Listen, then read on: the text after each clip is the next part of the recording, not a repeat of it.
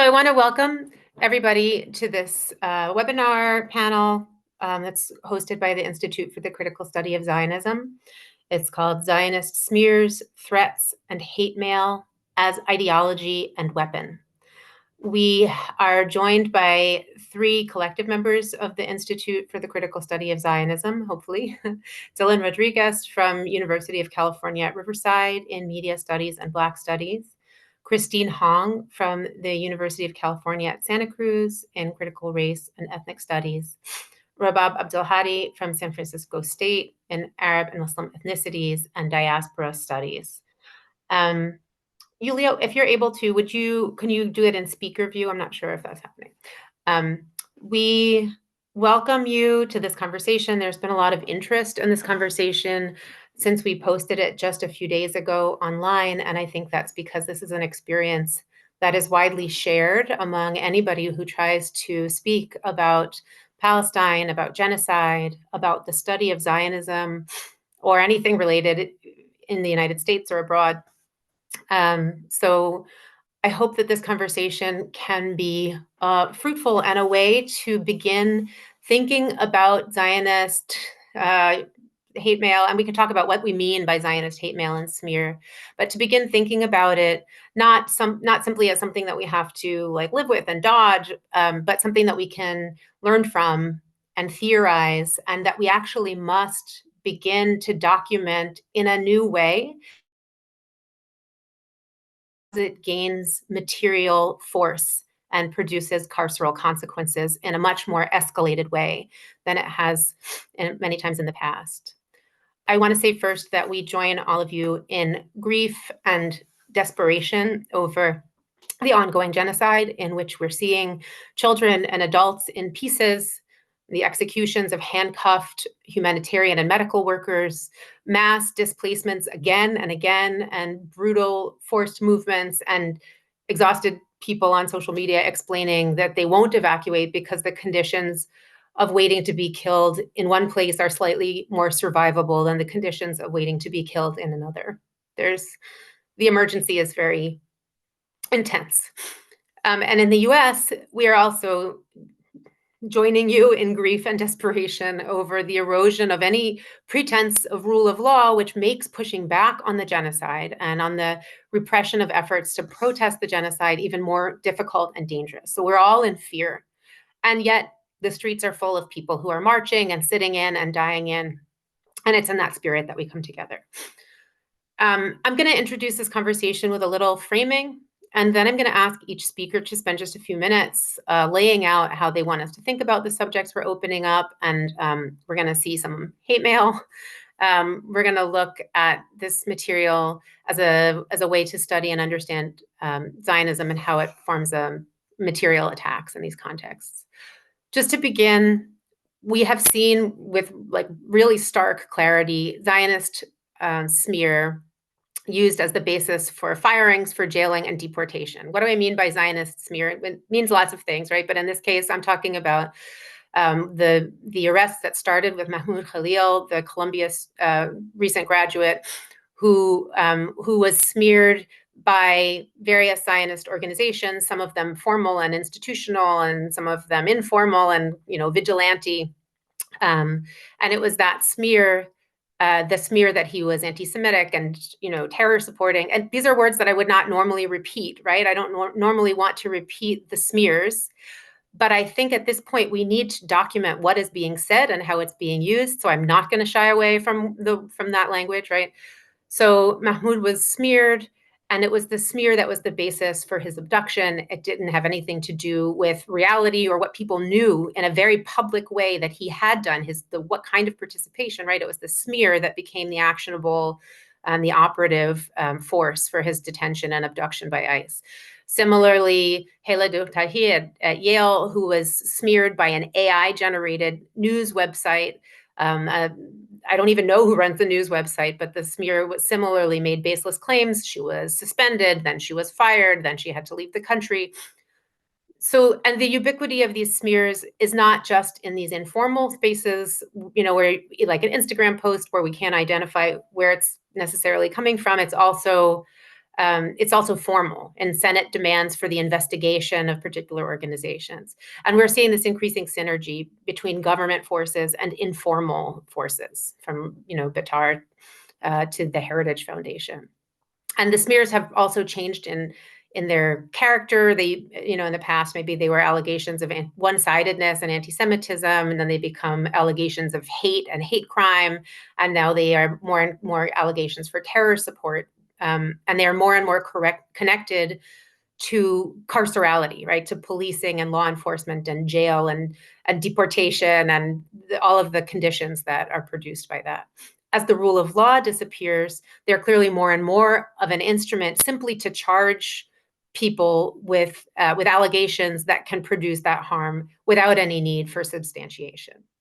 At the same time, they go hand in hand with very formal power, with lawfare, in which these kinds of smears have become the basis for attack lawsuits and for Title VI complaints, which in themselves build on a discourse that claims anti-Semitism in anti-genocide protest, in anti-Zionist speech and thought, which itself is fueled by mega donors and huge foundations, whether that is carried out by 1,000 people clicking send on an email app to send individual emails, or whether it's done by Jonathan Greenblatt from the Anti-Defamation League going on CNN and making declarations about who is anti-Semitic.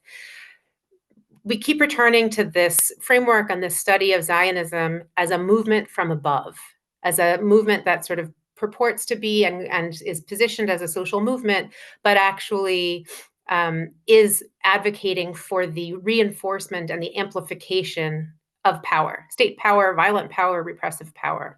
That's what we mean by a movement from above. The other framing that I want to just offer here before we go to our speakers is that those of us who experience smear, which I would probably say is all of us, have often found the content shocking, right? The smears are xenophobic and misogynist and racist and violent and vile, in ways that are often only done in private, right? Private emails or content that's posted to your profile on the internet or whatever, that wouldn't be permissible in public. And what we want to do here is get out of the shock, right? Because we now know that this is a pattern, and identify how commonplace this is, and to look at how this sort of outside the boundary kind of these actions that we think of as kind of like not normal are actually normal, and what work they're doing. The last thing I want to note is that those who think about history and political history especially, know that state repressive power, especially racist power, has often functioned through informal means. The example that I always come back to is Reconstruction, during which the Klan and other white supremacist organizations, seeing the advance of Black communities through owning land or being able to work land or being elected to political office, turned to quote unquote informal violence to drive Black communities and Black people off of their land, out of their places of power, out of the exercise of things like voting or education. And that those conditions of dispossession that were created by informal violence then became the basis and were adopted and amplified by a state that made them into a sort of normalized, diminished, and impoverished version of Black citizenship that could then be called like not subjugation. So we know how informal violence and state violence work together. This is a deep and historical connection. As I mentioned, we're having this conversation in a time of material danger, and that's why we need to talk about the content of hate mail and smear with apologies in advance for sharing stuff that's really vile. We're going to do it. And the very last thing I'll say is that as we were preparing for this panel, we saw that the Anti-Defamation League has posted itself a new smearing explainer on the Institute for the Critical Study of Zionism. We know that that is not an idle project, but is intended to put us in harm's way. And so we're going to talk about that today as well. I hope that we'll have some time for conversation, and those who have joined us will also be able to talk about how this is, how they're thinking about, how you are all thinking about this and how it's affecting you. So to begin, is Dylan with us? I actually can't see who's joined the call. Yes, Dylan's here. Great. So Dylan, if you're willing to speak first, we would love to have you go first, and then we'll hear from Christine Hong, and then we'll hear from Rabab Abdul Hadi. We'll have some conversation, and then we'll bring in everyone who wants to speak. Absolutely. My audio, I hope, is okay with everybody. And I'm going to be very brief because I want to hear from Rabab and Christine and then participate in the conversation. So as far as framing comments go, I want to qualify everything I'm about to say by vigorously stating that my encounters with this particular form of violence that's under discussion are a tiny, tiny, tiny, minute fraction of what I know my Palestinian and other longtime solidarity, comrades have experienced on a regular basis. Okay, so I want to qualify everything that way. I think my experiences are symptomatic, but they're fractional of what I know people go through all the time. Now, having said that, I still think it is crucial to have an analysis and a framework that takes this kind of violence seriously, even if you only ever encounter it once in your life. So I've experienced this way more times than just once. Okay, so I want to be clear about that too. This is not something I've only experienced once. But regardless of how frequently you encounter this form of violence, I think the reason we're convening is because there's a need for a more rigorous political analysis and framework to apprehend it, and then to think about how to respond to it, how to think about it in a protracted sense and historical sense. So I'll start with these short comments by saying that the topic under discussion, I think, is usually misframed or it's underframed. What we experience when we are targets of this form of violence, meaning death threats, so-called hate mails, bombarding with gory images of people that we care about, people we love, people we're in solidarity with, undergoing, mind-boggling one-directional warfare. Like when we experience those things, what we are undergoing is a direct encounter with what the military community would call asymmetric warfare. Let me explain that for just a moment, right? Asymmetric warfare, for all y'all mathematicians, like what we know it means is that there's a fundamental unevenness.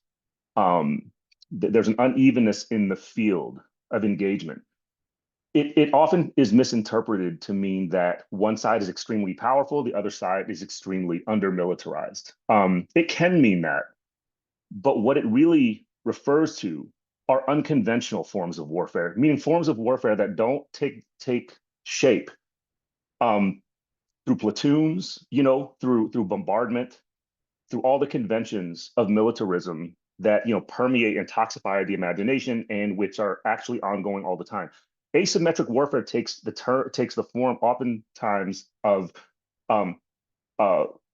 ecological and cultural attack.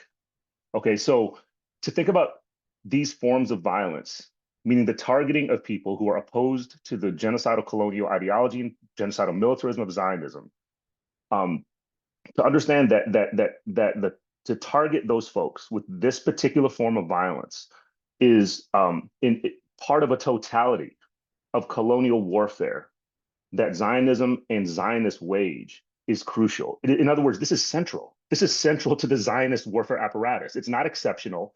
It's not just a group of bad actors. I think we understate the violence when we limit the terminology by using the phrases like hate mail, right? Or even phrases like death threats, the phrases I've just used. I think we need other terms for this, right? I think we need to understand this as forms of warfare in order to not frame them as exceptional. This is a central part of the totality of Zionist warfare. And the violence takes the form of an attempted imposition of terror and fear. That is oftentimes the purpose of state and state adjacent asymmetric war. It's an attempt to impose terror and fear on targeted people and targeted populations. That is the purpose. Some people, in other contexts, they'll refer to it when the state or a particular government undertakes asymmetric warfare like this. They'll call it state terrorism, which is fine, as a momentary label. But I think even that has a way of exceptionalizing the totality of the different forms that this kind of asymmetric warfare takes. The forms it takes, the strategies that are utilized, and sometimes the experimental ways that asymmetric warfare unfolds. So what then would be the implication of framing what we're talking about today as a central, consistent part of the Zionist asymmetric war apparatus? Well, there's a couple things that happen. One is the purpose is to normalize it, right? We talk about in the communities that are represented on this panel and in this Zoom room, and by the people likely who will listen and watch and read what we talk about today, we're constantly challenging the normalization of Zionism, the occupation of peoples and ecologies, the destruction and genocidal and proto-genocidal violence that's waged against Palestinian peoples everywhere. So we are constantly raising and attacking normalization of those things. I want to just say that when we think rigorously about these forms of asymmetric warfare, meaning the attempted imposition of terror and fear, there's another form of normalization that is also unfolding there, right? It's not merely the normalization of the use of these forms of violence to bombard and target individual people and organizations, and sometimes collectives that may not even be actual organizations. So it's not merely to target them, but it's also to normalize the tolerance of these forms of violence as a given, as an expectation for anybody who opposes Zionism and names it as a genocidal colonial ideology and genocidal militarism. The last point I'll make before I pass the mic, there's another side to that normalization as well. And I'll say that in every instance in which I've been targeted by this particular form of terror and fear, by this particular form of asymmetric war and violence, number one, I make sure people know about it, right? In various ways. So that does a couple things.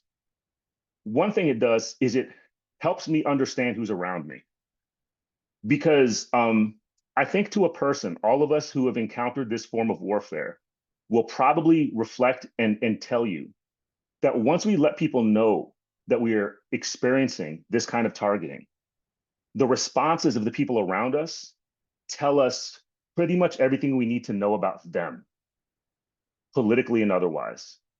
You get to understand who your actual friends and comrades are, who's actually in solidarity and community with you, who you're working with, and who are cowards, and who are the friends of yours that are actually enemies. So I want to say that as we circulate information, as we circulate and render this form of violence under a collective analysis, it helps us identify our enemies better. And sometimes our enemies are people who we thought were not. We thought they were collaborators and comrades. The last thing I will say, the other side of that is that, again, in every instance in which I've experienced this form of asymmetric warfare, the people around me who care for me, all right, who will call an emergency gathering to make sure I'm okay, turn this form of warfare into a premise for communing. And like, as people have checked in with me, I always tell them I feel fucking invincible. I feel invincible after people commune because they're taking care of me after all this happens, right? And obviously this means I don't, I'm not relying on the university or the police or whoever to somehow magically protect me. That's liberal magical thinking. I'm not into that. But when my comrades are around and they're ready to roll and they're trying to figure out, like, what do you need? Anyone at your door? How you feeling? That's all it takes. So I think to collectivize the experience and the encounter helps us understand who enemies are, but most importantly, helps us understand who's ready to roll and start and who's ready to start thinking experimentally, radically, rigorously, and with strategic seriousness about what a counter war against this asymmetric warfare might look like. A counter war against asymmetric war. So I'm looking forward to hearing everybody else. I'm gonna stop there.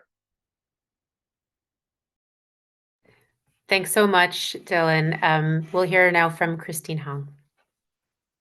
And Christine, you're going to share your screen, right? Yeah, I'll share my screen in just a moment. I wanted to begin by saying that I proposed, and I'm building on other people's suggestions, that this archive of materials and threats that we've received, we should massify this collection. We should subject it not only to scrutiny, we should actually include it in our study. And that is why, ICSZ is holding this. This is part of critical Zionism studies. And I want to say too that, Dylan didn't share some of the death threats that he received, but Dylan has received, for the mere advocacy of arguing that Arab American studies has a place within ethnic studies, Dylan received an email that stated that someone would come to his classroom, shoot it up, that he and his entire family should be shot by firing squad. And in a kind, what Sony Karanyas Bolton calls misrecognitive, basically stated that Dylan needed to go back to Mexico. And so I just wanted to mention this. And I want to say before I share my slide deck, that the first threat that I got, death threat that I got, was back in 2010. And it's when I was starting out at UC Santa Cruz as a newly minted assistant professor. And I included a section in my syllabus on Gaza. And there was there were anonymous scrawls, graffiti on the men's bathroom wall closest to the lecture hall, and identifying me as a Jew hater for including a section on Gaza. And someone then scrawled next to that they were going to come to my classroom and shoot me in the face. So I had to teach that quarter, not knowing if someone was going to come to my classroom. But I'd like to share my screen because I wanted to say, everyone able to see this all right? Yes, okay. Sorry about that, hang on. So I just wanted to show this. Back in early 2021, I was appointed as part of a 20-person UC-wide work group on ethnic studies. And this was on the heels of the kind of firestorm of controversy that bedeviled the realization of ethnic studies within California when Zionists understood that in ethnic studies, there were lessons, these were part of the ethnic studies model curriculum, on Palestine. There were Arab American studies, Arab diaspora studies modules. And what happened was the crosshairs shifted to ethnic studies to some degree at this time. And Andrew Jolivet and I were part of this work group, and we received, I just wanted to show this just to track things over time. In 2022, this kind of hate mail for doing UC appointed work in ethnic studies. And you can see here the Holocaust dead. And the implication was that retroactively, those of us in ethnic studies were responsible for Nazi crimes. More recently, however, this is the kind of email that I receive. And this is from 2024. And the implication here is that those of us who are doing this kind of work, that should be among the people of Gaza who have been killed. And I wanted to just go through some slides relatively quickly. I have the misfortune at UC Santa Cruz of being at an institution that once housed Tammy Rossman Benjamin, the co-founder of the Zionist organization, Zionist, it labels itself an anti-Semitic watchdog organization that focuses on campuses, AMCA. I have the misfortune of having been on the same campus as Tammy Rossman Benjamin, who once was a lecturer here. And you can see that back in 2012, she was filmed, recorded, and her supporters placed this video online stating that SJP and MSA, the Muslim Students Association, are terror groups, and that they're not ordinary student organizations, that they have direct ties to terrorism. So she was, early on doing this kind of terror tagging of student organizing around Palestine solidarity. And what happened was she also played a role in trying to argue against the late formation of ethnic studies at UC Santa Cruz. And I want to delve into some stuff here, but just to say that during an earlier historical moment, I think this moment is over and done with,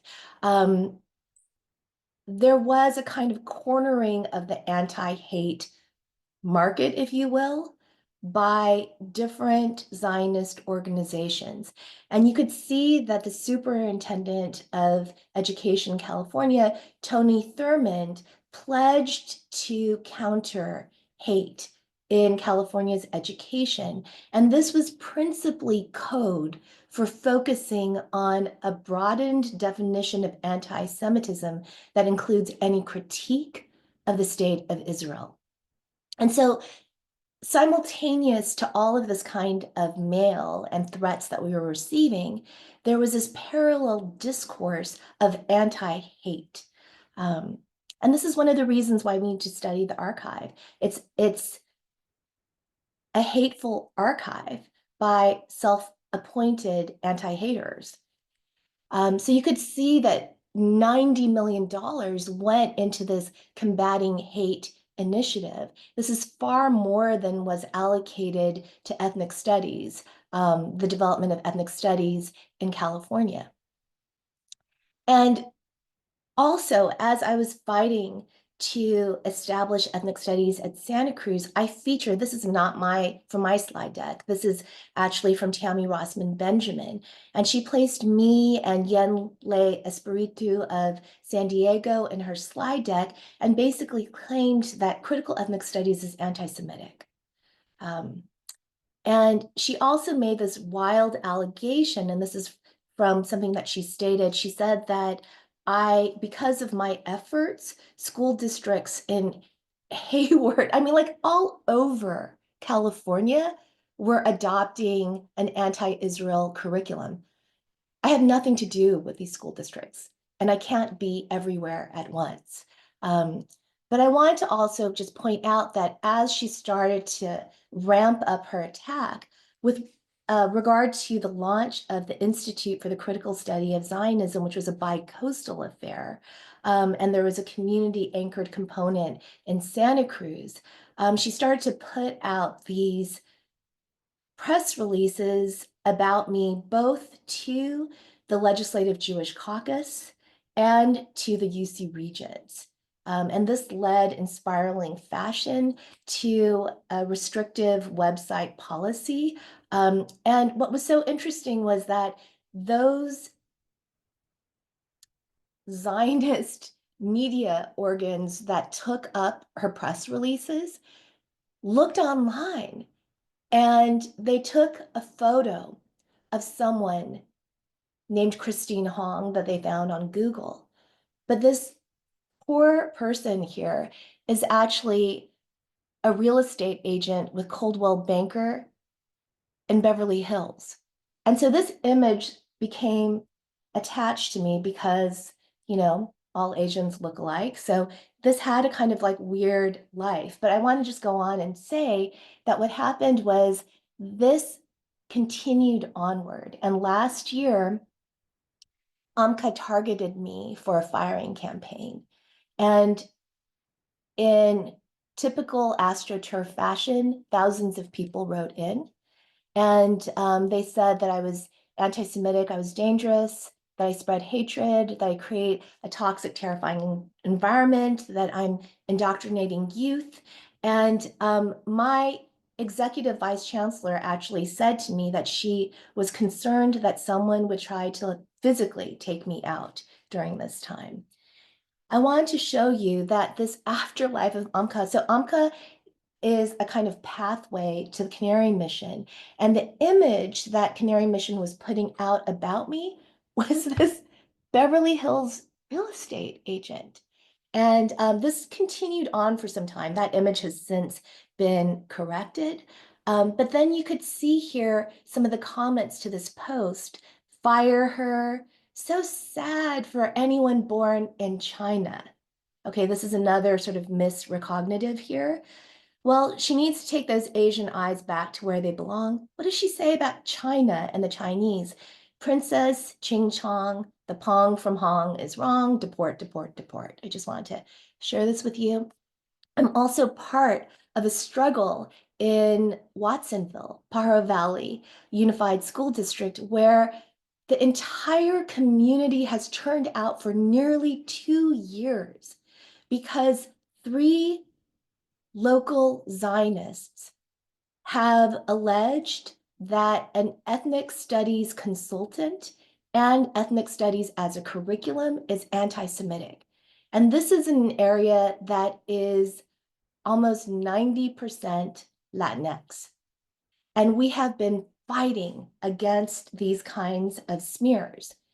You could see here that one of the people that alleged the anti-Semitism of ethnic studies is Gil Stein. He was awarded in 2014 Cameras Award for being Israel's diasporic spokesperson. And you could see that he very in a congratulatory fashion said that he thinks he's doing a good job of getting Israel's message out. You could see here that he smeared me in our local one-horse town newspaper, the Santa Cruz Sentinel, by stating that I praised Kwame Ture, who said that the only good Zionist is a dead Zionist, that I am a bigot, I'm a terrorist sympathizer. And you could see here, I was like, what? Like, when did I ever praise Stokely Carmichael? So I looked it up. And Google said, there aren't many good matches for your search. I just wanted to show you how Hasbro works. What happened was I discovered I had signed a statement of solidarity that was put out by William Robinson, Professor Emeritus from UC Santa Barbara. And the last paragraph states this. And it says, Kwame Ture taught us peace is not liberation. I was one of thousands of people who signed this. But what happens is he took that linkage of Kwame Ture, finds something else that Kwame Ture says, and then attributes it to me. I just wanted you to see how this works in action. This is another person who fought against ethnic studies at PVUSD. It's Roz Shorenstein. And because I have described alongside Amnesty International and South Africa what Israel is doing in Gaza as a genocide, in the Santa Cruz Sentinel, she said that I'm a blood libelist. This is another statement that I thought was interesting.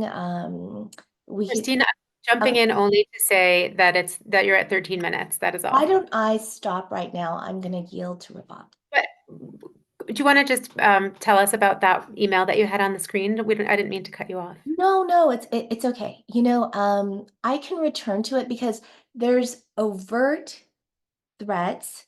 And let me just see this really quickly.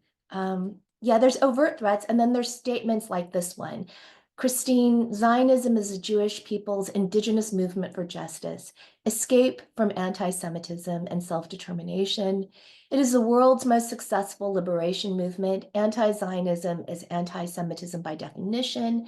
Anti-Semites like you and the other Jew haters that you surround yourself with hate that. You and your type don't get to tell Jews what Zionism is. more critically work on your inherent anti-Semitism. Hate is a mental illness. This is in the sort of high water moment of anti-hate politics. As an Asian, you should know this. Most Asian Americans are decent people who aren't anti-Semites. Unclear what happened to you. Just again, if we are building up an archive, I think it's worth putting that alongside the kind of anti-hate initiatives that have since been dropped by organizations like APAC, JPAC, and ADL. Thank you so much, Christine. And we can look at more disgusting emails as we have our conversation. Thank you. Rabab, are you ready to speak? Sure. Let me just roll back to the top of my, okay. So of course, first acknowledging that my university is sits on unceded, stolen Ohlone people's land, and I'm on the East Coast now on Lenape people's land. Secondly, I want to acknowledge with you, you already offered condolences about the people who are continuing to be killed in this genocide and around the world. But thirdly, I want to also recognize that today is the anniversary of the encampment at Columbia University. This is so we should, in the spirit of also what Dylan said, is the resilience and the invincibility of the movement that continues, and all the repression we are seeing is because there is a movement that continues. So we should also remember that. I wanted to build on what both Christina and Dylan have spoken, Christine and Dylan, in order for us to have a conversation about that. One is that I do agree about the whole question of hate. I have actually a big problem of naming what's going on as hate, because hate implies as if it's an individual thing.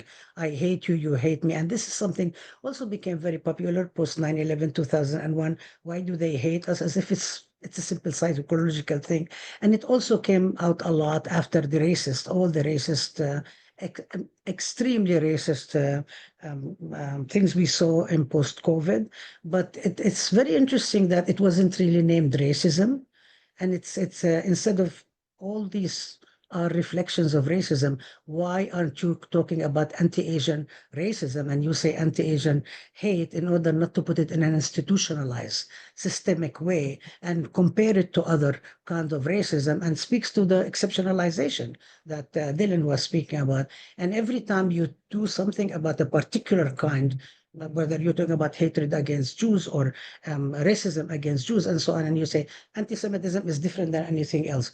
Racism is racism that needs to be fought, and killing people on the basis of who they are should be fought against anywhere and everywhere, and nothing is exceptional. This is period. This is about humanity. So I think that's something that we really need to be focusing about. The second thing I wanted to talk about is also, I will be tying it from before I speak about maybe our own experience with a couple of examples. We don't have time for all of them. Is that this is the all of these so-called individual attacks, death threats, hate, whatever it is, they're always have to do a lot with the whole question in our own context around Palestine, but they've have been with a lot of other people, whether we're talking about SNCC, Student Council for Anti-Nonviolence Committee, whether we're talking about professors like my colleague, Professor Fred Dube. 40 years ago, I organized with him the anti-apartheid, anti-Israel movement for Palestine and South Africa, who was fired from his job because he gave a lecture on Zionism. I mean, this has continues again and again, and the Zionist movement targeted anti-Zionist Jews, and then they thought, oh, maybe we will target Arabs, Muslims, and Palestinians, people of color. Every single time they pick specific target, and it has to do also with the marketing, what works on an astroturfing. With they have 8,000 people, all of a sudden there is 8,000 parents of students who are already mature adults that don't need to have their parents going and saying as if they are in kindergarten, protesting to the administration that something is going on. I mean, in itself is actually quite ridiculous if you think about it and analyze it. But there is all of these numbers that come in. And we also saw that when Dr. Tomomi Kanakawa and I organized the open classrooms, and it was shut down by Zoom and with collaboration with the university and big tech. And I will leave that until we are able to have a fuller discussion about it. It was an app organized by the Israeli Ministry of Strategic Affairs. It's called ACT-IL, and they bragged about it twice, that they sent 19,000 messages within the span of few hours. And they send it all over to actually make it sound as if it's a grassroots movement. There is nothing grassroots about it, exactly like Tamir Rothman Benjamin, like all of these other groups. They are big systemic groups that are, I would call the Israeli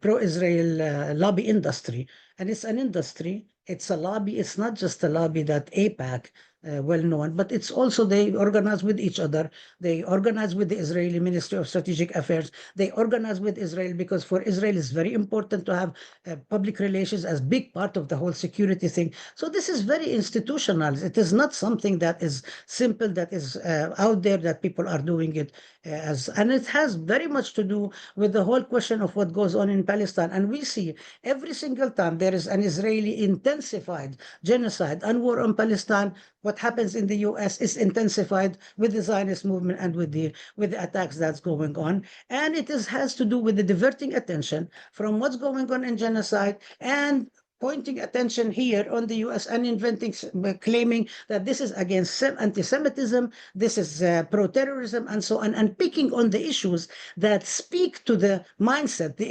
American imaginary that easily identifies with it, including Islamophobic. For example, the minute you say terrorist, the minute you say specific name, terrorism immediately goes to that part. Even if people want to resist against it, it goes to that too. Whether when you say Jew hatred. Now this is a favorite slogan by David Horowitz and other Islamophobes, big shot Islamophobes who are very well funded and are not very well funded by small, obscure little groups. They are well funded by big groups like the San Francisco Jewish Foundation that has all these supposedly respectable, reputable groups like the Jewish Community Relations Council and other big. We're not talking about small. At one point, Tammy Rothman Benjamin actually was quite small, and our president used to call her that woman when she used to harass at the beginning of her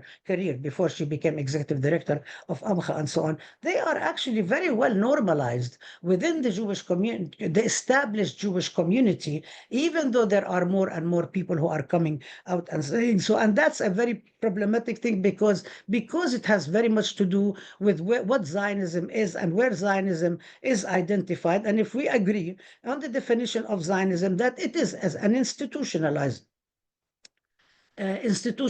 form of settler colonialism that inherently involves the theft of native people's land, resources, and engages in the genocide and the erasure of people for the benefit of colonists at the barrel of the gun, using supremacist ideologies, in this case, Jewish supremacist ideologies. In the US case, it's white supremacist ideologies. In South Africa, it's apartheid, which is based on white supremacists, and now they are trying to revive themselves, and using all forms of weaponry, conventional, electronic, chemical, and so on, and engaging in genocide that we're witnessing. Because in the case of Zionism, it is a land without a people.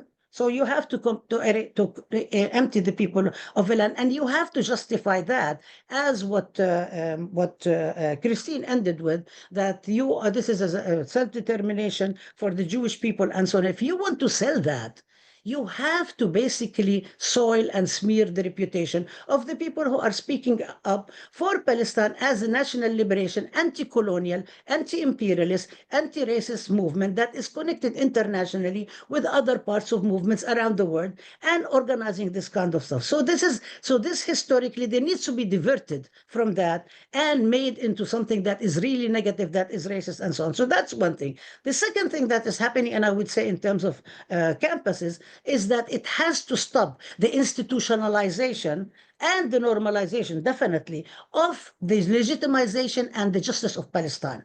So when we are trying, in the case of, for example, our program, Arab Muslim Ethnicities and Diaspora Studies program, the specific things are to prevent the institutionalization of the program. If the program becomes part and parcel of the institutionalization of the program, students can take the courses. Students can learn, no matter how many times you can trash and smear the person who is starting the program. There are other professors who are going to be teaching the courses again and again and again. So this is, as Brooke Goldstein said in 2016, we have to stop this at all, by all costs, and we have to make the enemy pay. We have to stop it. And as a result of that, they sued San Francisco State University and included me. I'm the only faculty member. I have received death threat letters that the university did not even investigate, left it. They said they cannot figure out what it is. I have been told to go to Ramallah, Mogadishu, or Tehran. I don't live from any of these places.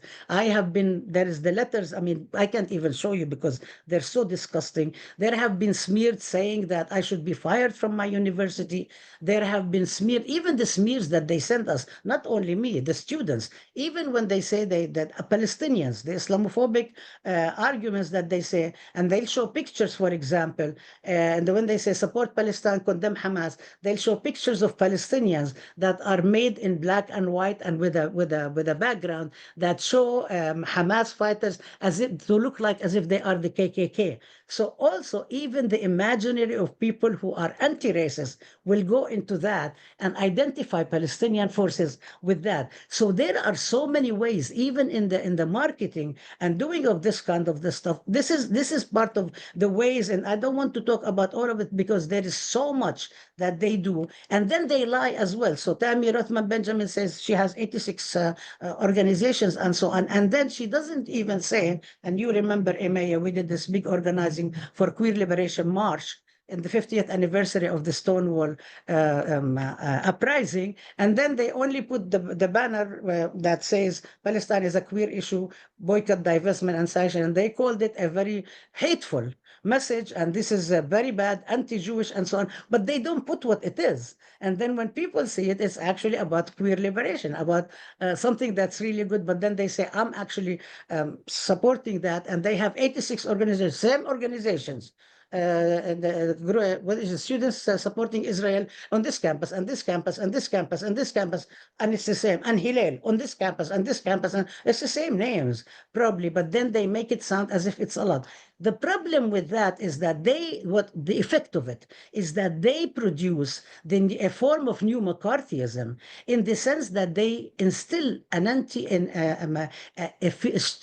effect on campuses and among our own colleagues that Dylan spoke about, in which it isolates the faculty members and the students and the staff who are actually advocating for justice in for Palestine and trying to connect Palestine, justice in for Palestine in other movements, connecting Palestine with South Africa, connecting Palestine with Puerto Rico, connecting Palestine with third world movements here in this country, with anti-racist movements, with movements for feminism, for queer liberation, for environment, and so on, because they don't want to. They want to cut Palestine off and make it sound as if it's a crazy movement of bloodthirsty, misogynist, excessively homophobic men who are oppressing women, and stupid women who are docile, who have no consciousness about feminism, and so on.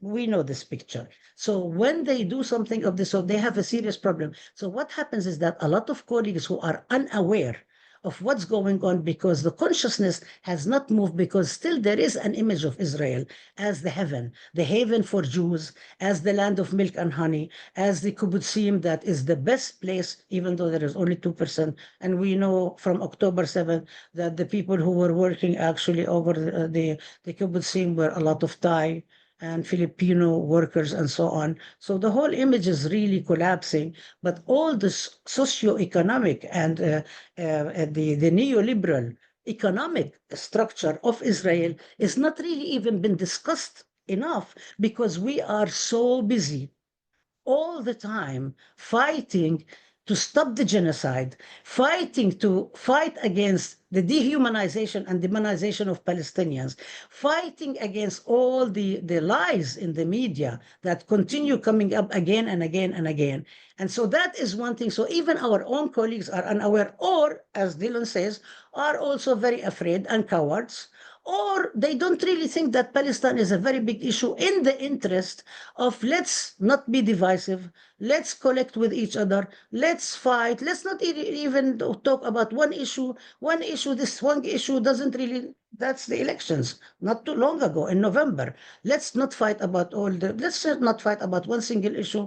Let's work about bigger issues. And this is the same issue in the labor movement today, that we see it again and again in the San Francisco Bay Area labor movement, and then in many other places. And it's very, very big issue that actually is willing to sell out one important issue around and not think about issues in terms of justice, but think about issues as a bargaining chip, which is a very, very big problematic thing, because it's not really talking about the question of justice. It's not talking about oppression. It's not talking about colonialism. It's not talking about the war that Dylan was speaking about and so on, but it's actually talking about bargaining chip. This is an issue here, this is an issue there, and so on. Not something that we need to fight about. And then what happens is that it actually affects the administrations, because the administrations of the universities are already neoliberal. The university administrators are called CEOs or CFOs already. They already act as corporations. Public universities have become much more privatized. So they're not really public universities reflecting the interests of the public or held accountable to the public, because there are a lot of private foundations that we don't even know how they are operating. And we can't even ask for public records because they're not subject to public records. So there is a lot of secretive stuff that is, we don't even have our access to it unless we sue. And suing, we know that it is actually a very problematic, takes a lot of efforts and resources from us as a movement. And I'm bringing that in because I think this is part of the whole socio-political economic ways in which we are acting and interacting. And the institute that produces knowledge around Zionism also needs to think about how are we going to take on these issues. If we need to produce knowledge about that. So the administrations, then first of all, they are already coming Islamophobic, racist, Orientalist. They have colonial feminist ideas and so on. They already come that way. And if you scratch the surface, this is where they come in. And they take on this repression. And also they have the donors that also come in from a class that all of us who are organizing in the movement don't have that kind of that resources. So they also are susceptible to this. So far, I just want to give one example maybe, is that when our university president, Les Wang, he came to us saying that he admires Edward Said, him and his wife, and love Edward Said and so on. And we were very excited about that, and we met with him, and he was going to create a center for Ahmed, not only just a program and a department. And so we met with him. The Zionists immediately whisked him after his investiture on an all-paid trip to Israel, paid by the Jewish Community Relations Council, whose executive director was the spouse and is the spouse of the chief of staff of the university president. You don't really need deep analysis with that.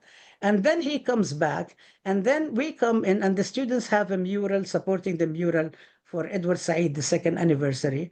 And they have a table for the indigenous students. And this is where this whole, the miscommunication and the astroturfing and all of this stuff happens.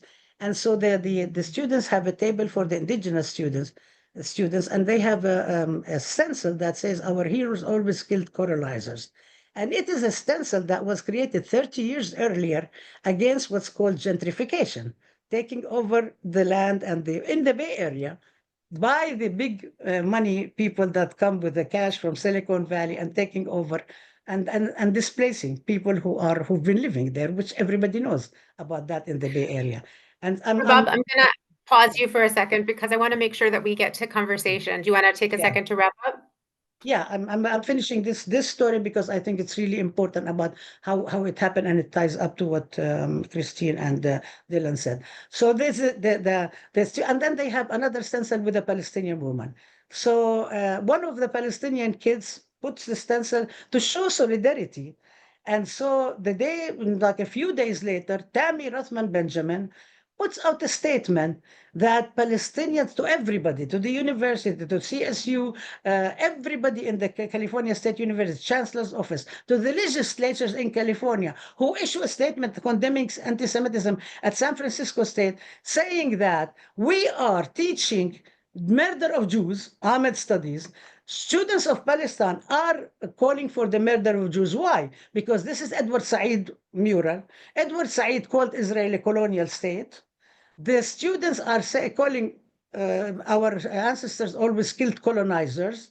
Ergo, this is an anti-Semitic statement. The university president doesn't even wait to investigate what's going on. And all of a sudden, everybody around the world is condemning us, and this continues to the point that the university president condemns even academic freedom and freedom of speech. And this continues until today. Every single time they talk about me, or they talk about Gabs, or they talk about Ahmed, it comes back again and again that we are calling for the murder of Jews. And all of it is fabricated, not true.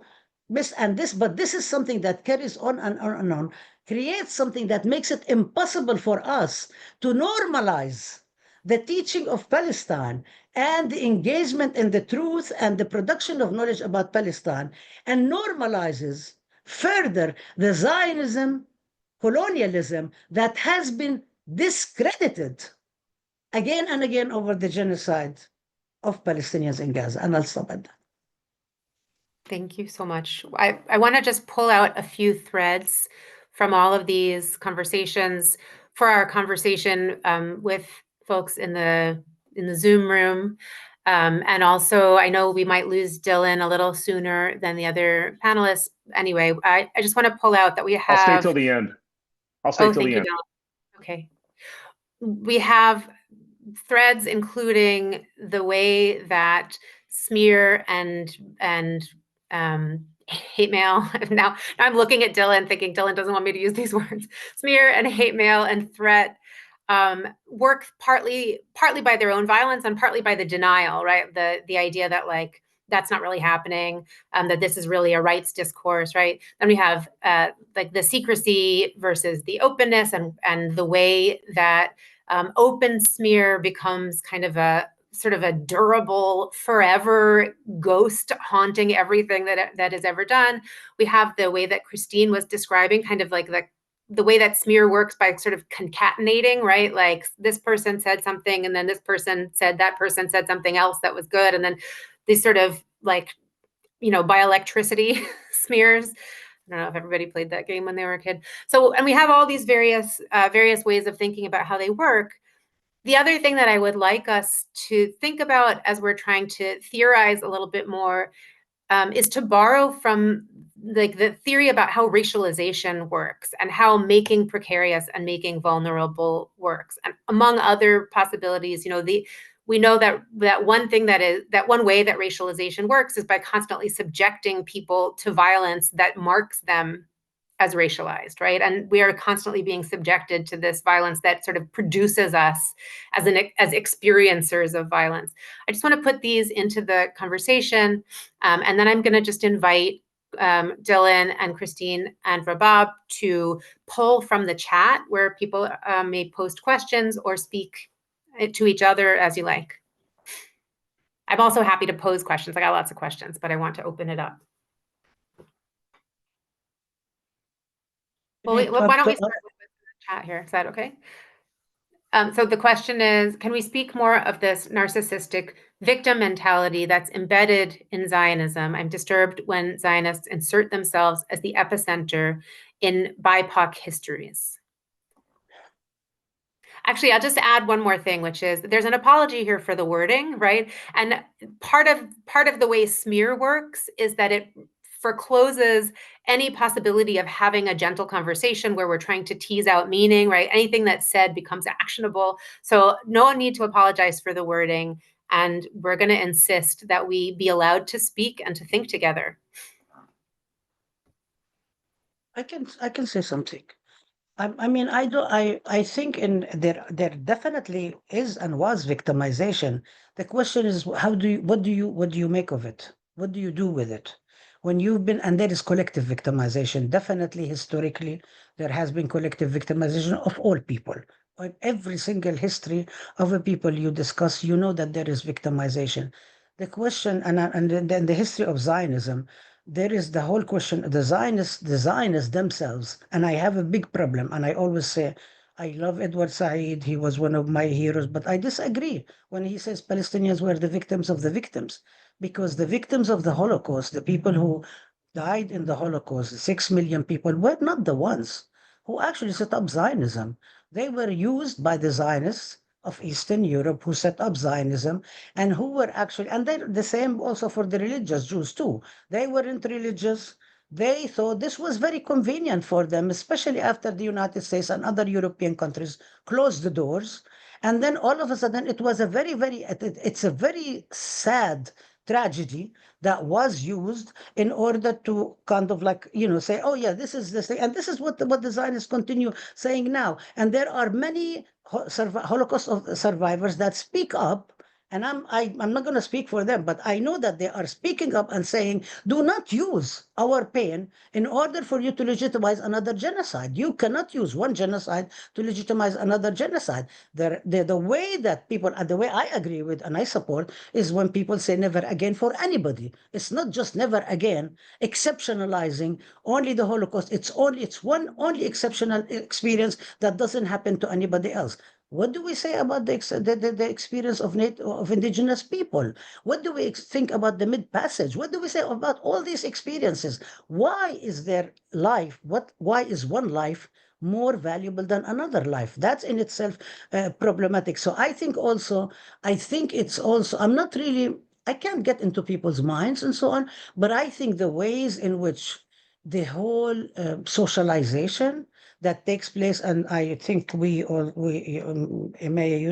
we studies and we saw a lot of ways in which Zionism also socializes younger Jews in order for them to be able to become part and parcel of the Zionist army. Let's say the Zionist army or the Zionist activists or the Zionist organizers and so on.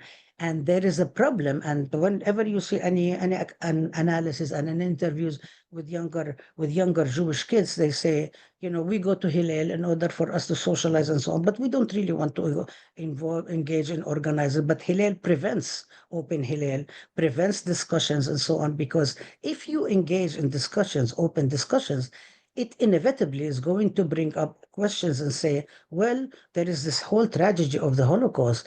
Does that mean that it's okay to brutalize the Palestinians? So then, if your people have been victimized, is that okay to victimize other people? So that's in itself the whole question. But I think there is also the whole thing is that today, when Israel uses the victimization of the Holocaust to conduct the genocide against the Palestinians, I mean, honestly, for me, I think Netanyahu is a liar, and I think all of this stuff is only being used in order to genocide the Palestinian, and I don't buy it, and I'm not willing to stand for it, and I don't want us as Palestinians to kind of stand up and do something of this sort and say, I am a victim, thus I'm allowed to go and do this to other people. I don't want us, because we are fighting for something different. Thanks. Let's hear from Christine and then Dylan. The reverse order, Dylan and then me, I think. All good. Yeah, I'll just add that I appreciate the question, first of all, but I want to add to the framing again, which is to say that when we understand this as part of the totality of Zionist warfare, specifically Zionist asymmetric warfare, then the way that Zionists insert a projection of themselves, right, and a highly selective projection of Jewish existence, as Danelli put it, as the epicenter in BIPOC histories, right, which happens constantly. What we need to understand, it's not merely a victim position. This is actually a claim of ascendancy and entitlement. This is the notion that Zionists should live throughout temporality and history while never being subjected to challenge, criticism, or political opposition. That is the claim of this of entitlement and ascendancy, right? So what we are talking about today is part of what happens when the Zionist assumption of ascendancy and entitlement is blown apart.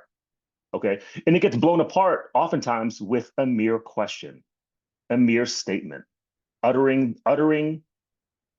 the sacred word Palestine, right? Or for that matter, saying anything which is remotely analytical or critical, or for that matter, factual about Israel, right? You have this intense, violent, terror and fear waging reaction, because what you do when you raise those forms of discussion, criticism, teaching, and curriculum, and for that matter, research, is you are destroying the assumption.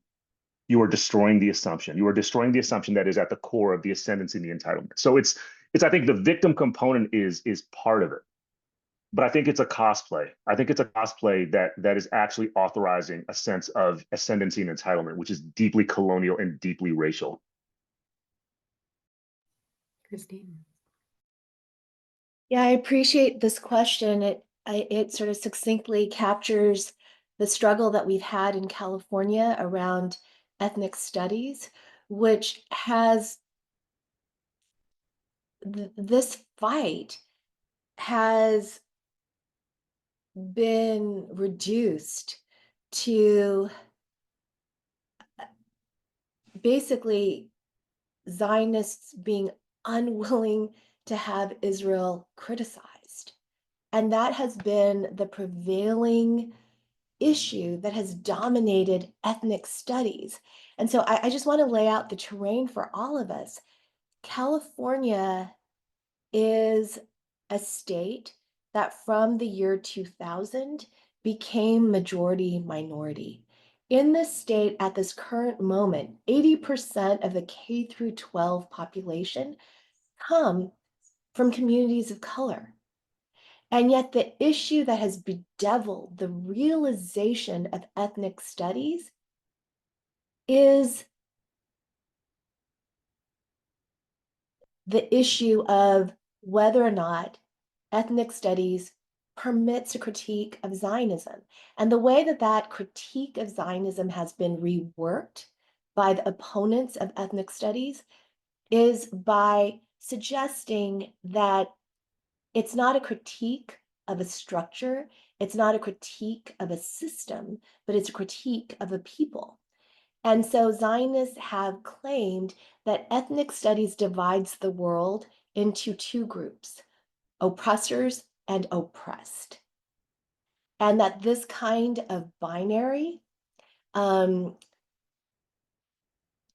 invites the possibility of renewed anti-Semitism.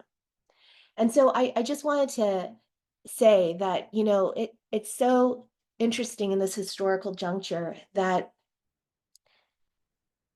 the principal issue that we're facing in terms of ethnic studies is basically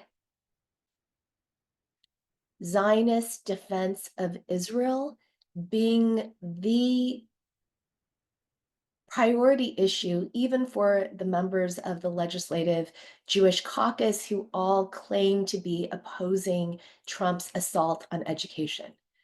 Yet they themselves are actively participating in an argument that, if drawn out to its most logical, furthest possible conclusion, authorizes the snatching and disappearance of people. I'd like to pose a question to all of you about the materiality of these smears and threats and death threats. So, Christine, you mentioned in your first discussion that you spent half a semester teaching a class where you weren't sure whether someone was going to come to your class and shoot you, right? And many of us and our friends and colleagues are living like in literal expectation that ICE is going to come to their door and abduct them.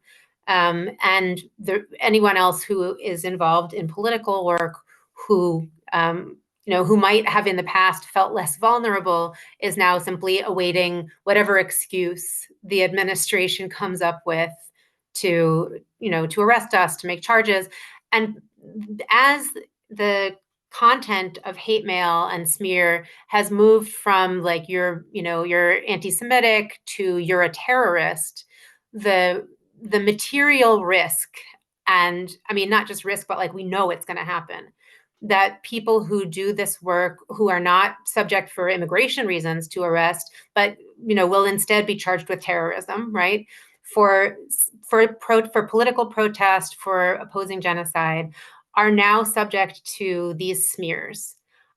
I just want to hear from you on it. I think it's important for us to like say these things out loud, as scary as they are.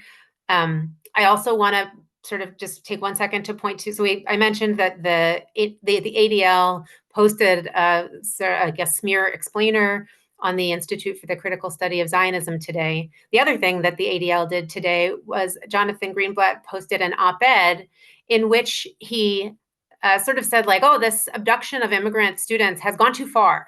They need to be subjected to, they need to have access to due process. So on the one hand, the ADL is sort of creating this discourse of like everybody who does this is a terrorist, investigate Students for Justice in Palestine, investigate Jewish Voice for Peace, investigate them for material support for terror. And then when people are abducted, they say, oh, well, to make sure you do it fairly, right? So they're playing both sides, both abusing the fact that the rule of law doesn't apply anymore, and then also pretending that it does, right?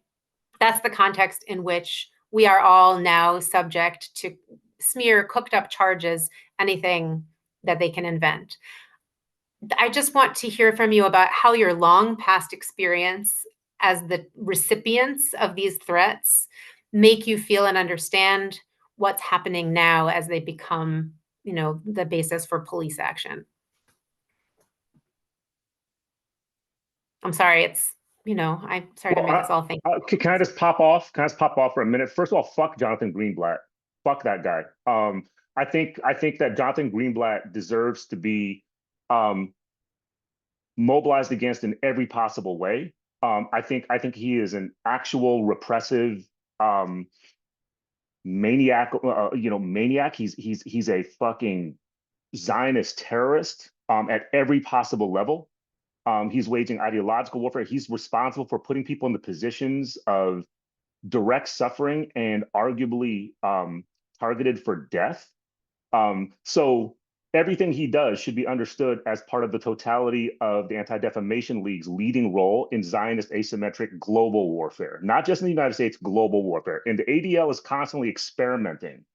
It is constantly experimenting at the levels of the limits of political discourse, the limits of political tactic and strategy to figure out how it can push the envelope in ways that will, number one, prey on the legitimacy that the organization believes it continues to carry as a so-called, anti-racist, et cetera, anti-oppression framed organization, which Amaya, your work demystifies so profoundly. So everybody needs to read Amaya's article in Boston Review that completely explodes the mythology of the ADL. That should be the primer. But it helps us, Amaya, you've helped us understand actually how the ADL is a principal organizational presence in the Zionist, in the Zionist asymmetric war. So Greenblatt is the spokesperson for that. So everything he does is part of an ideological and juridical tactical experiment. At minimum is part of a tactical experiment. I think that's what's happening. I think that's what he's doing.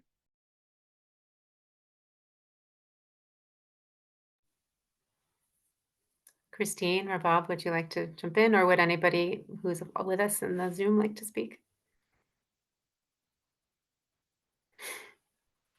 I want to speak for 1 second to what you just said there, Dylan. So it's not lost on me. My book on that's like, sort of started with that Boston Review article is due out soon. So I look at these, these sort of hit pieces and I'm like, timing is funny.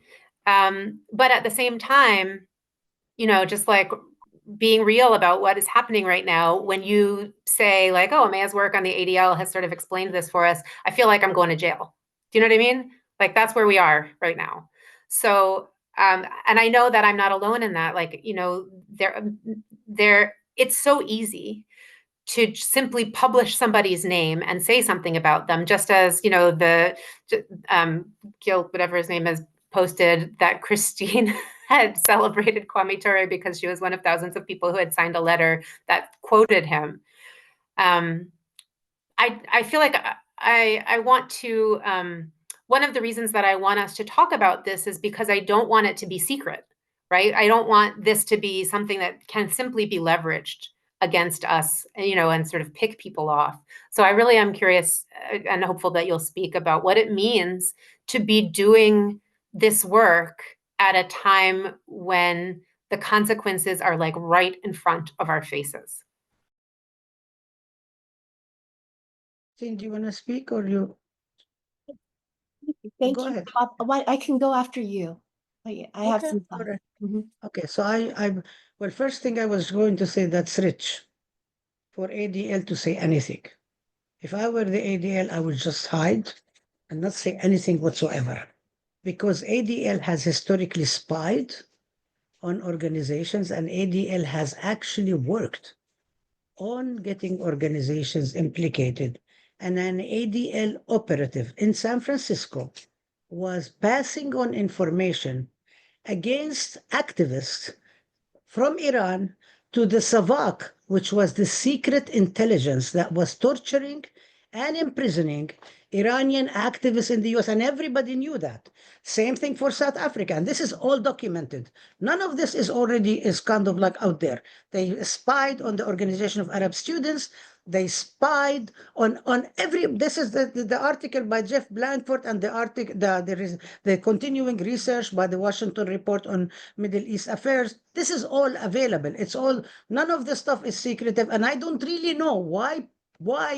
I mean, I know that media is all part of the whole socioeconomic, military war machines and so on. But like, I mean, seriously, this is such a corrupt and such a discredited organization that people continue to cite again and again and again. So this is really the other thing is that. Yeah. The other thing is that what they are saying is actually is very scary, because every single time they label somebody, that anybody labels somebody, and then they go, I mean, for example, Kwame Ture should not be labeled. We should not accept the labels that he's being labeled. He has been a long-term organizer, leader of the SNCC, Student Nonviolent Coordinating Committee. He has been a leader of the All African People's Revolutionary Party. He was a big-time leader of Black students and so on. So somebody says something about him, they can go to hell. I mean, like, this is not something, this is also part of the smearing that they try to stick to us and say, this is that, all of the stuff now, this whole anti-China garbage and so on. They can go to hell. They name and name and name. Trump has already forgiven all these people who almost had a coup d'etat against their own government and their own system. So I think the other thing is that it is scary. Yeah, it is very scary.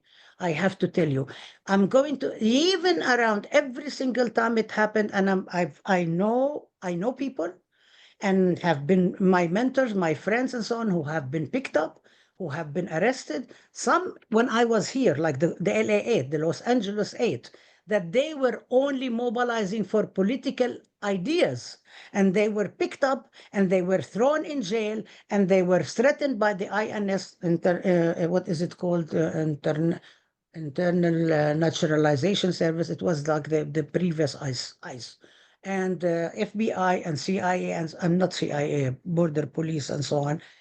250 agents shackled, handcuffed, taken to it was the same thing also to spend a chilling effect. And it was Reagan who was doing it exactly in order to have a chilling effect, because they could not try to have that against the Central American movement.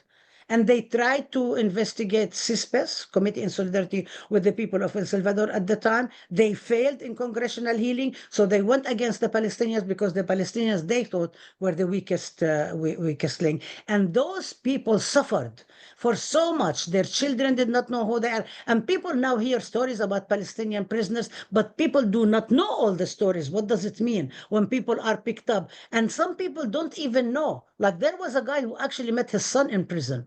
Somebody introduced himself and he said, you know, I'm your father. I mean, I don't think people even understand what does it mean and what does it mean to be in scary times. For me, from my own experience, for me and Dr. Tomomi Kinakawa, when they accuse us of material support for terrorism, when Lawfare Project, Brooke Goldstein, accused us, and when this Republican Congressman, Doug Lamborn, sent a letter to the Attorney General of the United States accusing us of material support for terrorism in 220, and they sent it also to President Mahoney of our university, and the provost told us that we would be accused of terrorism and we might be imprisoned. And we spent 2 months trying this, not even in these times, trying to actually find lawyers to say, what can we do? We were so scared because we know we come from countries that do this, and we know, I know from my past experiences, from people I know, what happens to them from not only Palestinians, from Salvadorans, from other people I know. I lived the terror against other people, and I know what happened to Filipinos, to other people, what happens. You know what happens if you think that the drug is going to come at the door. So all of this stuff, when this stuff happens to you, and we are always thinking about it also yourself, and you see what happens to the students. You see what happened to the students on the street, walking on the street. This is a fascist, repressive area, and these people like the ADL and so on are doing it, and Bitar and other people are actually spying and telling on other people, and folks are just treating it as business as usual and just reading it and discussing it in cocktail hour and dinner conversations. I mean, it's actually the fact that people are just discussing it, and it's not making people so angry. It's freaky. And so it's very scary. It's a very serious time. It's not only our students, it's ourselves. We signed a sanctuary in 2016 at San Francisco State that we're not going to allow anybody in our offices. We're not going to allow anybody in our classes. But now all the rules have changed too. And so why isn't everybody and their cousin freaking out? And this is the question. And how do we make it? Not only why aren't they, how do we make everybody freak out? I'm going to stop. So I'm very let me bring Christine in, and then also call your attention to the question that's in the chat. Maybe after Christine, we can go to that question and then wrap up. I guess I'm trying to gather my thoughts. What we're witnessing right now, I mean, it is so incredibly intense. And, for those of us who helped to bring the Institute for the Critical Study of Zionism into being, this institute, which furnishes a sort of space for critique, for research, for study, for it to be targeted in the way that it is. There's so much right now about like a kind of shifting consensus on what is permissible to say, and this kind of multi-directional asymmetrical warfare, to use Dylan's term. It's not without its Cold War precedent. And may I think about your own work about how you do link the Cold War and anti-communism to what we're experiencing right now. And, if you think back to when you look at US interventionist war during the Cold War period, it's not as though multi-directional warfare is birthed with Homeland Security. Yes, that's a massive reorganization of the federal government. But prior to that, the formation of the national security state made it so that even the quote unquote domestic arena is understood as an arena of war. And so, in the 60s, under the Cold War rubric of civil defense, that was another way of saying domestic war. And that was the arena of war was understood to be the streets of this country and college campuses. And in the Pentagon, there was a room that was referred to as a domestic war room. And there were operational plans like Garden Plot that encouraged the police to approach domestic populations as terrorists. It's also the case that there are organizations like JINSA that cross-train with US police forces, and they cross-train to approach domestic populations as terrorists.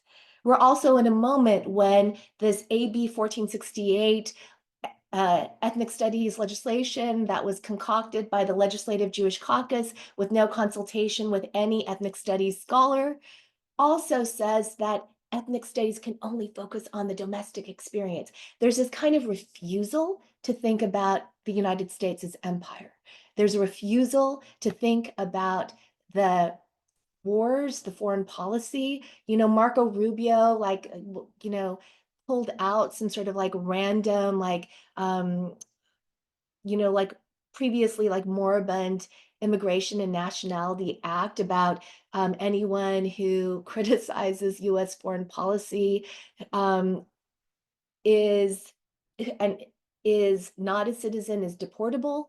There's all of this, and I say this with hesitation because we could see how throughout the Cold War, the Foreign Agents Registration Act, FARA, was weaponized in anti-communist ways to indicate that anyone who spoke out against US foreign policy was a foreign agent. But it's interesting, some of us recently had a conversation with Marcy Winograd of the Central Coast Anti-War Coalition. And she says that she doesn't view the Legislative Jewish Caucus. She says that we have to challenge that. And she says as a member of Jewish Voice for Peace, she challenges the term or the name Legislative Jewish Caucus in California. She says they should call themselves the Legislative Israel Caucus.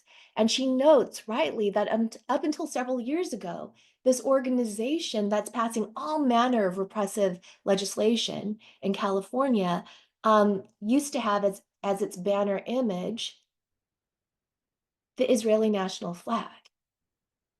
And yet we're in this conjuncture in which the kind of brutal consensus is that if you at all affirm Palestinian right to life, that you are therefore anti-Semitic and interpolated. You can be interpolated as a terrorist and be subjected to any range of consequences.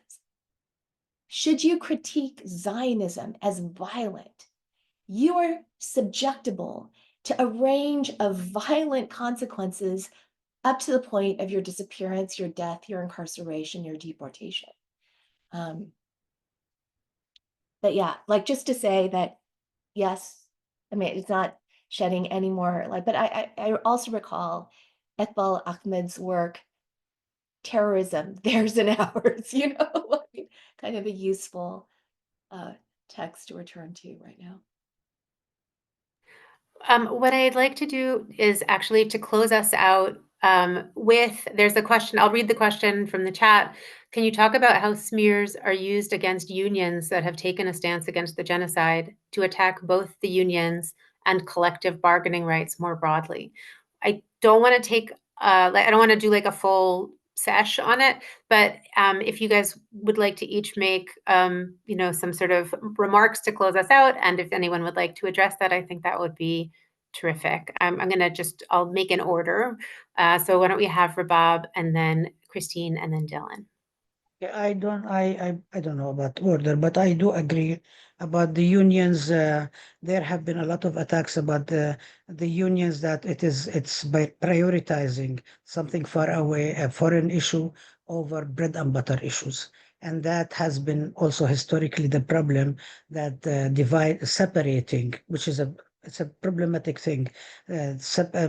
instituting a false dichotomy between quote unquote domestic and foreign, as if the United States itself stops at the border from of conducting wars, quote, abroad and at home. The United States arms are reaches far, and the borders are always colonial. So we need to understand that. And we have a resolution in the PAM caucus, Palestine Arab Muslim caucus of the California Faculty Association, and it actually passed the assembly. We call it money for jobs and education, not for war and occupation. And we bring the connection together that you cannot separate the two issues together. The struggle is unified, as connected with each other, not unified, meaning it's the same. The money goes to war industries. There is a way where the money goes around. So there is very much connected, and our collective bargaining, the so-called austerity is taken away, but it's also paid to hire administrators. So it is very much connected with that. The whole neoliberalism is not just an idea, it's also a very strong socioeconomic and political structure. It's very much connected with each other. Anybody advocates that is somebody who is living in La La Land and not understanding what is going on today.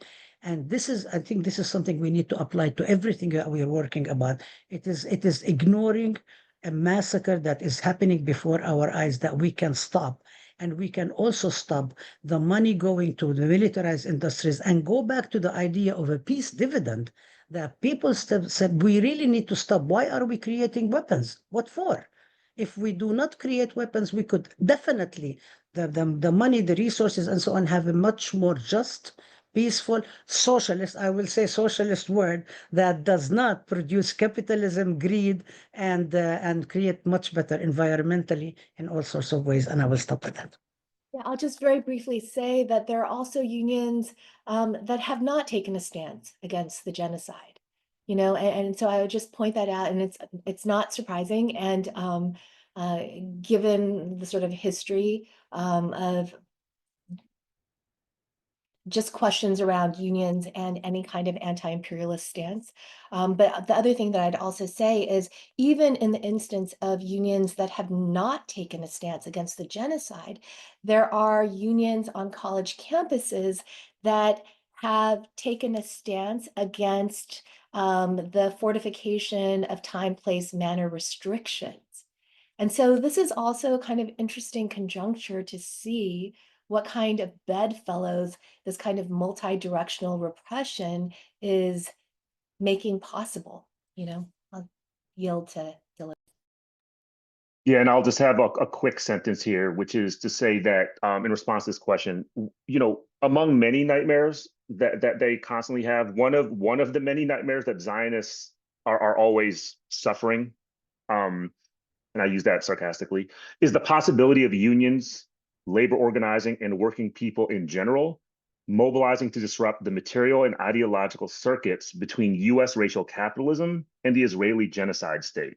That is a fucking nightmare for Zionists, is when that happens, because it's happened more than once.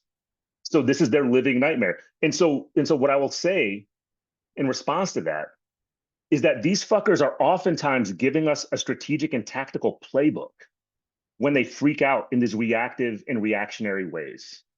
So we need to take that seriously, right? Because I think sometimes they don't even realize that they're waging asymmetric warfare. But if we do, then we can understand and better develop a robust, dynamic, and our own experimental playbooks toward liberation and solidarity.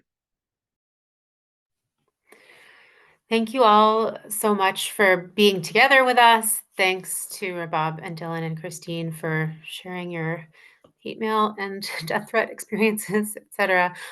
We are going to do more of these conversations. One of the things that that the Institute is interested in doing is beginning a conversation where we look at hate mail and threat and smear as a material subject for study in the critical study of Zionism. And I see you, Christine, just 1 second, you'll have the last word. I want to take a flyer here and just invite you all to forward us your hate mail. Why not, right? Oh, is that what you're going to say, Christine? Christine has been talking about building an archive, and I think, it's very difficult to do that because it's painful, but we're here for it. Christine, do you want to close us out? Yeah, I just wanted to reiterate what you just said, which is please do share your hate mail in all of its different forms. And you know, you can send that to the ICSC email address. And should you be interested, we are building out an open access syllabus, and there will be a section on this particular topic. If you're interested in helping us build that out, turning some of this into an object of study and critique, please do contact us. Thanks so much, everyone, for being here. Good night. Venceremos. Thank you, Maya. Thank you, Yulia. Thank you for Yes. hosting and organizing. Thanks, everyone, for coming. Bye. Good night.